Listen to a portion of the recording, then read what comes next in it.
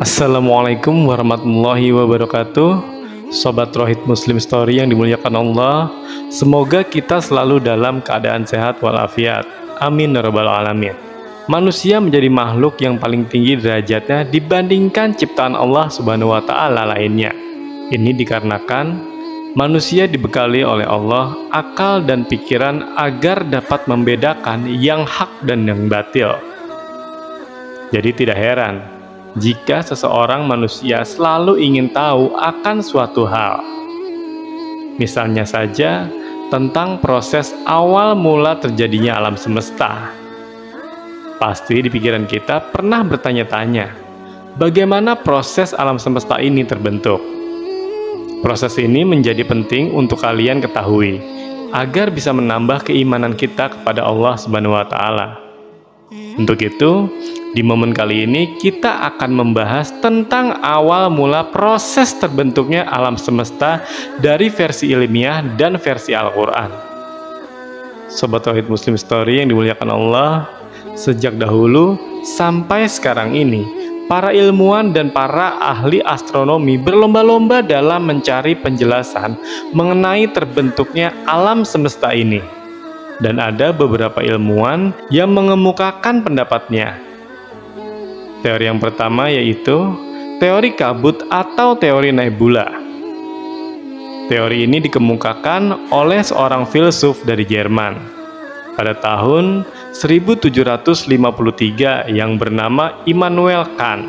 Ia menyebutkan bahwa alam semesta dulunya berupa kabut atau gumpalan gas panas yang berputar. Jadi dahulu tidak ada bintang, matahari, ataupun planet-planet lainnya. Yang ada hanya sebuah kabut yang berisi sebagian besar hidrogen. Lalu kabut ini mulai mengeras dan mulai berputar di satu titik poros inti.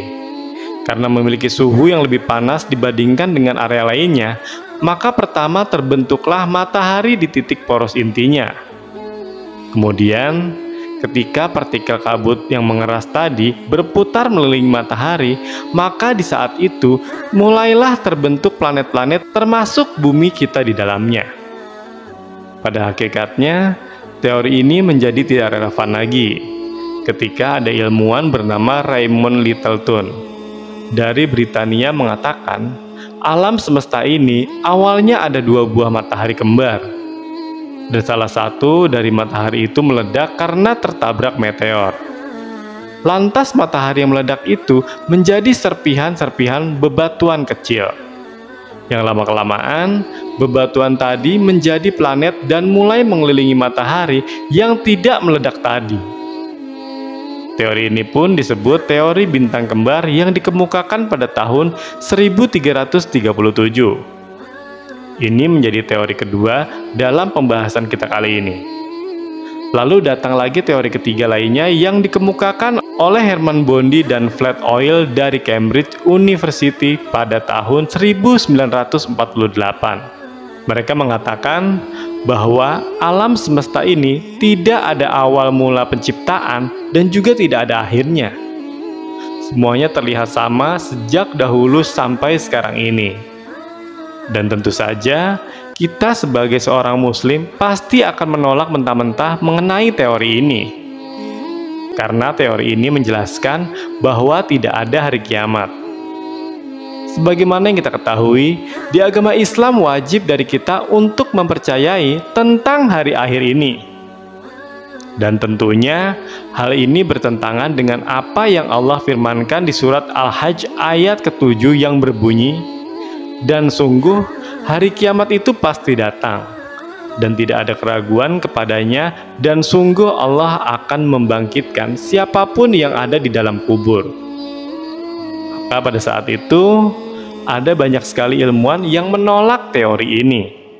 Kemudian teori yang keempat, mungkin ini adalah teori yang masih relevan di era modern sekarang ini, yaitu teori Big Bang atau biasa disebut dengan ledakan besar.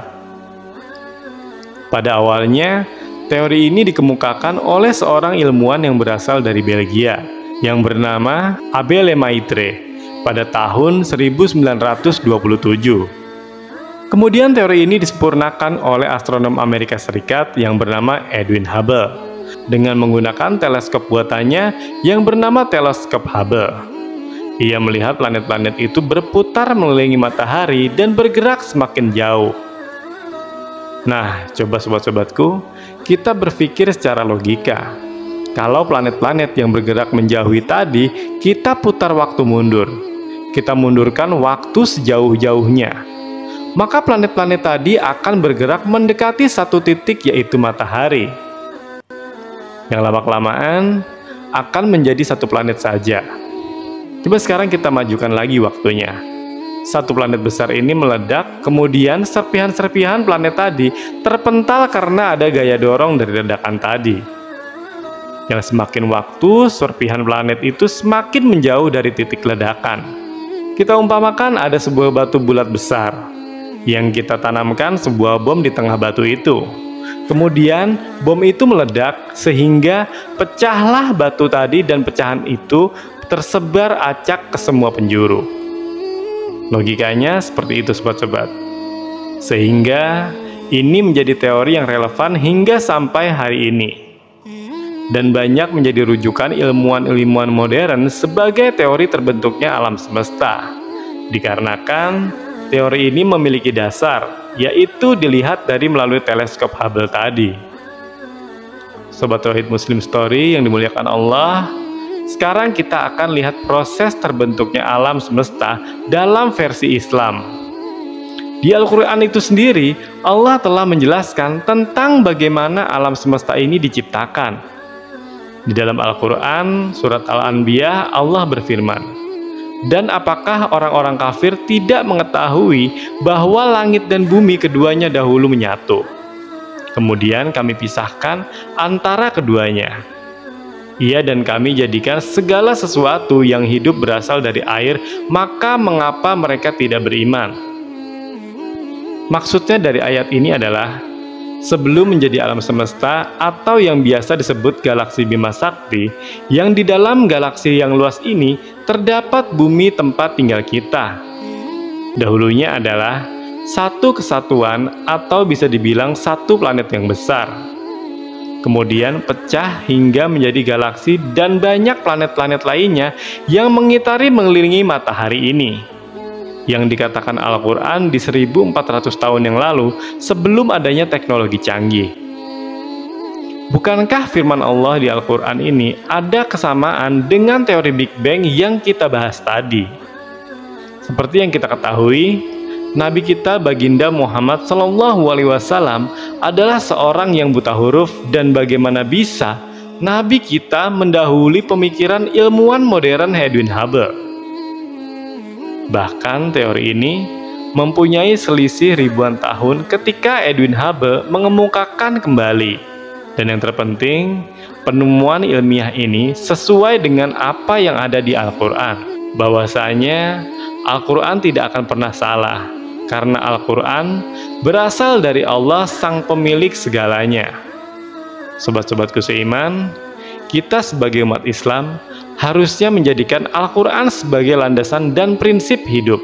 Tatkala suatu hari ada penemuan dan teori-teori ilmiah baru yang tidak sesuai dengan Al-Quran, jangan disalahkan Al-Qurannya.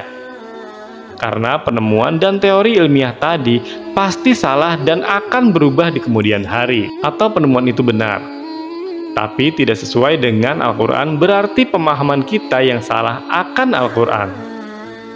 Karena Al-Quran tidak akan pernah salah dan akan relevan dengan hal apapun selamanya.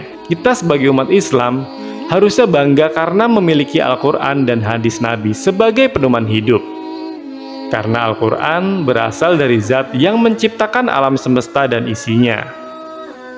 Baiklah, jadi itulah kisah awal mula alam semesta.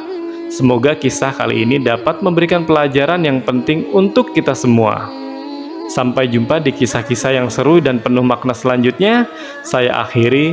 Wassalamualaikum warahmatullahi wabarakatuh.